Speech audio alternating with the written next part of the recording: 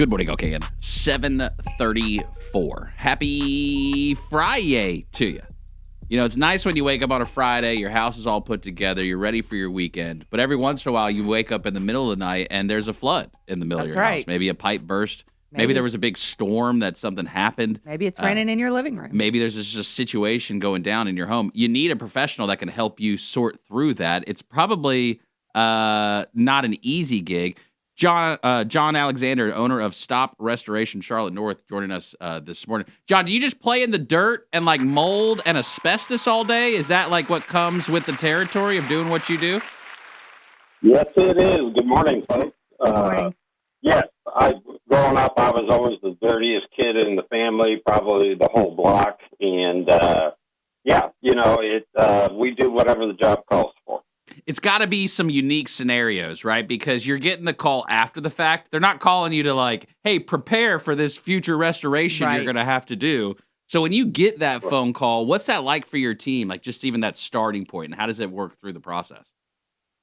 Well, when we get a call, and we've gotten calls all hours of the day and night, that, the water heater burst or the dishwasher or clothes washer leak. And they give us a call. We take down all pertinent information. And then our production manager is the first one to show up on site. He surveys the situation, gets a handle on what we're going to need from equipment, supplies, things like that. And then the crew is on their way to the shop, and he tells them what we're going to need for the job. How many dehumidifiers, how many air movers, how many air scrubbers. And that saves a lot of time. And so we show up on the scene and we take control. We reassure the property owners that we're going to get it back for them. And we begin our plan. And we lay it all out for the property owner. This is what we're going to do. This is how we're going to do it. This is our anticipated stop time, 3, 4, 5 days, whatever the case may be.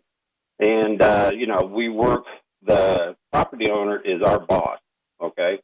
We answer to them. We don't answer to any insurance companies. We answer to the property owner, and we're not satisfied until they are. It's interesting. We talk a lot about real estate here, John, and people choose to get involved in real estate, right? Like if you want to build a house, for example, right? And you're going to be working with some contractors. There's going to be some time. There's going to be, change, or there's going to be things that happen. But you guys basically, is it like you guys come in and GC somebody's project who had no interest in having a project, right? Is that what a lot of times is what it feels like? Because there's got to be a level of frustration, and you guys kind of help the homeowner be reassured. I imagine dealing with emotions just has to be a big part of it. Yes, it is, and you're absolutely right. It is a very emotional, high emotional moment because this is their home. Their most valued treasure in their lives. This is where their children put their heads down at night. This is, their central ground. And, yes, we do come into highly, highly charged emotional situations, and we work with the property owner to reassure them that, we do this for a living, we're really good at it, and we'll get your house back.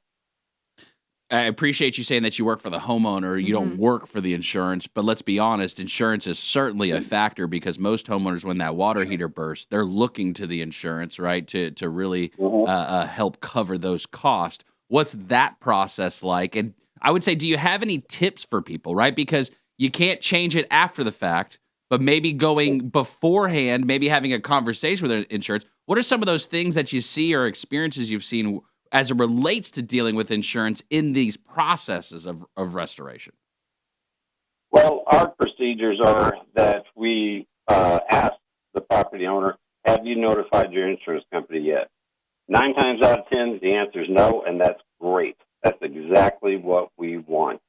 Please, let us get out there, survey the situation, figure out what's going on, and we're pretty good about, having a ballpark figure of what it's going to cost to, complete the water mitigation, mold remediation, so on and so forth. And, we determine the homeowner or the property owner's deductible. And if it's, 99% of the people out here have a $1,000 deductible. Well, if our bill is going to be well over $1,000 in between us and the reconstruction, at that point, that's when we encourage them to reach out to their insurance provider and file a claim.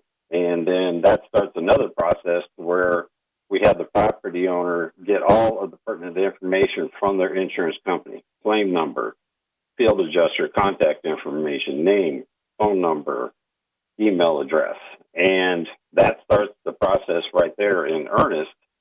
And we have a habit of reaching out to the field adjuster, and we know a lot of them out here. We've worked with them numerous times. That, like, hey, Justin, this is John Alexander from Stop Restoration. How you been? You doing all right? All that good stuff.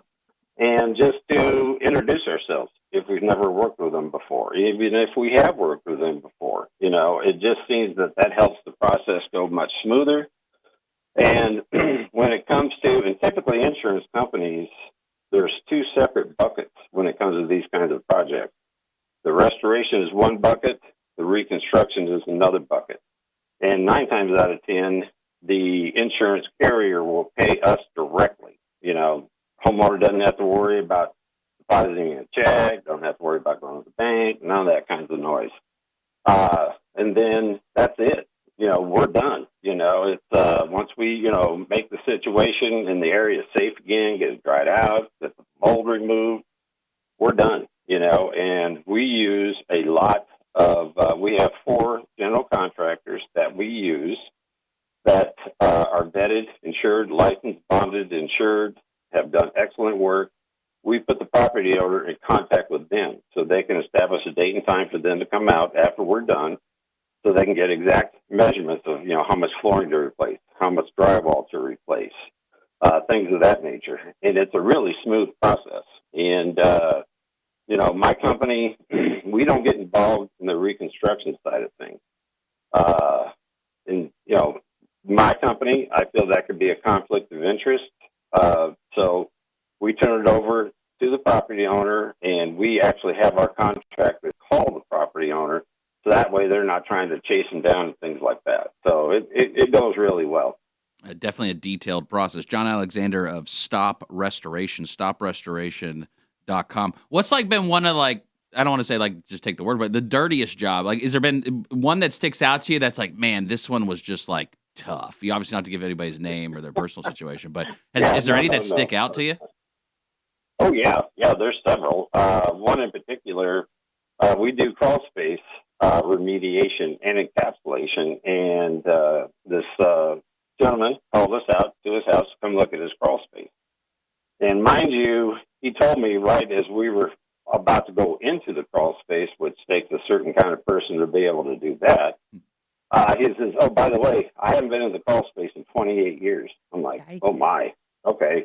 Yeah, yikes is right. So we got in there, and oh, my goodness gravy. That was a mess. It was just whoa.